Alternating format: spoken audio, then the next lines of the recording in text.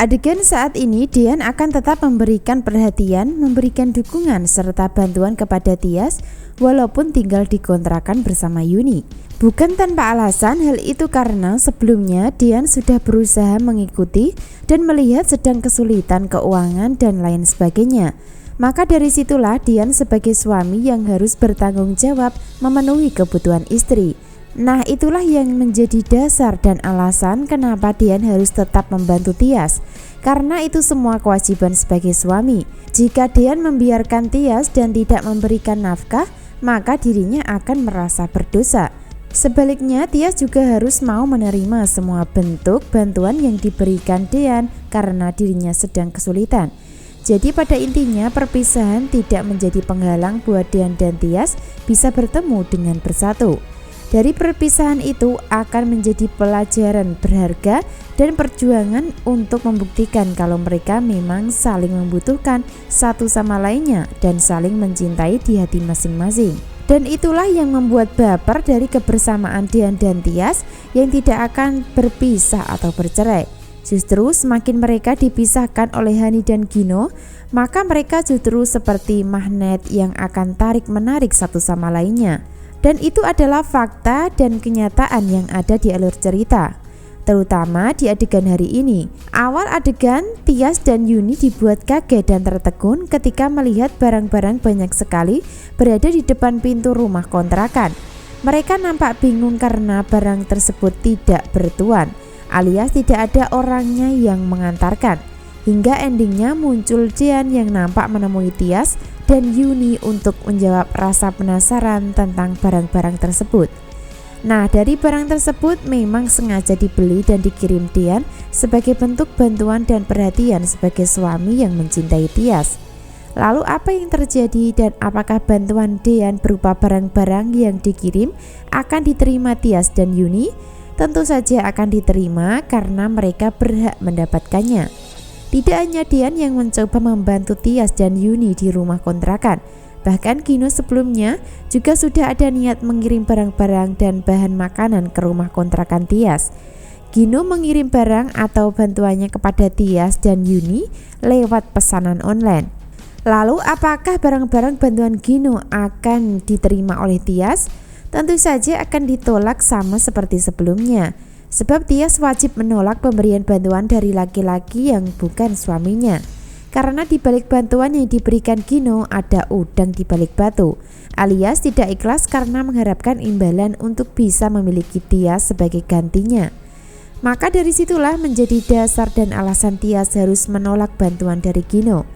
Jadi pada endingnya nanti apa yang dilakukan Gino akan membawa penderitaan dan kekecewaan sendiri jika masih memaksakan kehendak untuk merebut Tias.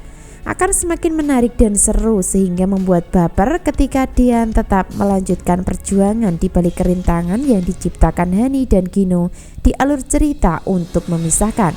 Namun yang namanya jodoh maka tidak akan pernah bisa dipisahkan, karena itu takdir yang sudah ditetapkan.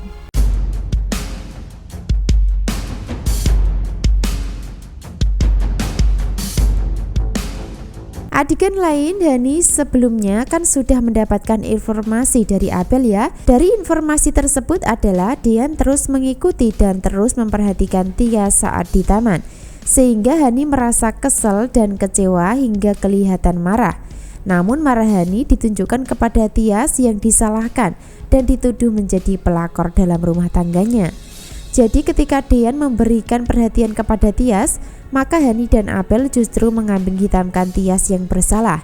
Maka dari situlah ketika Dian pulang ke rumah pasca dari rumah kontrakan Tias, dirinya akan disambut oleh Hani dengan rasa kecewa dalam kamar. Akan tetapi Hani berusaha tenang menutupi rasa kecewanya di depan Dian. Hal itu dilakukan Hani karena ingin melakukan jebakan kepada Dian sesuai perintah dan rencana Wulan sebelumnya, yaitu mengajak Dian mesra supaya mau naik ranjang, dengan harapan bisa dapat momongan atau adik buat Aura. Sebaliknya Dian nampak masuk ke dalam kamar dengan suasana diam, canggung dan tidak nyaman ketika Hani mendekatinya. Itu artinya Dian sulit mesra dan tidak mungkin bisa melakukan hubungan suami istri dengan Hani. Bukan tanpa alasan, hal itu karena Dian sendiri masih curiga masih ada yang mengganjal tentang Hani yang memang sudah berubah. Nah, dari situlah Dian tidak mungkin bisa terjebak oleh permainan Hani dan Wulan selama belum membuktikan tentang kecurigaan yang dialami. Secara bersamaan, di saat Hani terus melakukan manipulasi hingga menyiapkan jebakan untuk Dian supaya mesra, di saat itu pula Zidan dibuat pusing dan panik hingga tidak tenang hidupnya ketika di rumah. Dari situ Zidan memang sudah dibuat kecewa karena merasa dihianati dan dibodohin Hani sebagai selingkuhannya. Hingga pada akhirnya Zidan mulai berpikir untuk secepatnya bongkar rahasia kepada keluarganya. Zidan terus mengeluh dan berkata, "Aku bakal bongkar semua rahasia ke keluarga kamu." Kata Zidan nampak cemas dan sakit hati hingga cemburu buta ketika Hani kembali kepada Dean. Sebaliknya Hani terus mengabaikan telepon dari Zidan dan tidak mau mengangkat ketika dihubungi.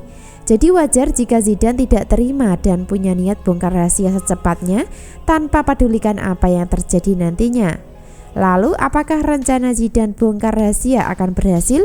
Tentu itulah yang masih dipertanyakan. Sebab pada kenyataannya Hani sendiri tidak mau kalah dan berniat bungkam Zidan dengan cara menyingkirkannya. Cara yang digunakan Hani kali ini adalah dengan mengadu domba Zidan dan Farhad sebagai kedua peran selingkuhannya. Jadi Hani makin terpojok dan terjebak dengan permainan dan kejahatannya sendiri, di mana dirinya berusaha menyelesaikan masalah namun dengan menambah masalah baru yang nantinya akan menjadi bumerang buat dirinya sendiri. Sebab tidak hanya skandal perselingkuhan saja, bahkan Hani akan melakukan kriminal dengan menjadi dalang kejahatan dengan melibatkan Farhad sebagai selingkuhan.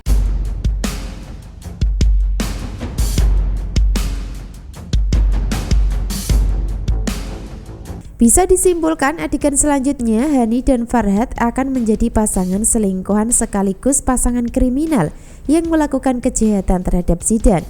Dari sini Hani memang terkesan licik dalam memanipulasi keadaan seolah-olah dirinya tersakiti di depan Farhad, sehingga Farhad merasa iba dan kasihan sehingga akan membantu Hani apapun yang diinginkan, termasuk salah satunya membantu menyingkirkan Zidan secara diam-diam. Demi Hani yang dianggap tiara dan sangat dicintai, maka Farhad akan terjerumus dalam tindakan kriminal. Wah, makin berat dan seru ya adegan dan alur cerita selanjutnya, sehingga akan semakin tegang dan menegangkan. Lalu apakah Hani dan Farhad akan berhasil menyingkirkan Zidan? Tentu saja akan gagal pada endingnya, karena mungkin Zidan akan mengalami hal yang sama dengan Hani sebelumnya, yaitu masih hidup ketika disangka sudah meninggal. Jadi rencana Hani dengan dibantu Farhad disangka akan berhasil, namun sebenarnya gagal ketika Zidan masih bertahan hidup. Entahlah, untuk kepastian dan kenyataan kita ikuti saja alur cerita berikutnya. Kesimpulan selanjutnya, Gino akan terus dibuat kecewa ketika semua bentuk bantuannya ditolak Tias. Malah sebaliknya, Tias akan menerima bantuan dari suaminya yaitu Dean. Begitu pula sebaliknya, Hani akan menghalalkan cara untuk menyingkirkan Zidan yang dianggap menjadi ancaman untuk bisa memiliki Dean lagi. Sehingga Hani melakukan kriminal yang bisa menggiring dirinya berurusan dengan hukum pada akhirnya. Dan apesnya lagi, di saat Hani sudah menyingkirkan Zidan, malah sebaliknya tetap saja dirinya sulit mendapatkan Dean karena sudah tidak berjodoh lagi. Jadi pada intinya Hani terjebak dengan kejahatannya sendiri dan ujungnya gagal mendapatkan Dean dalam asmara. Alih-alih bisa mendapatkan Dean kembali, malah sebaliknya harus berurusan dengan hukum di dalam cerita kedepannya. Jadi harus sabar mengikuti alur ceritanya ya untuk melihat penderitaan Hani dengan cara subscribe channel Melly Windiani. Terima kasih.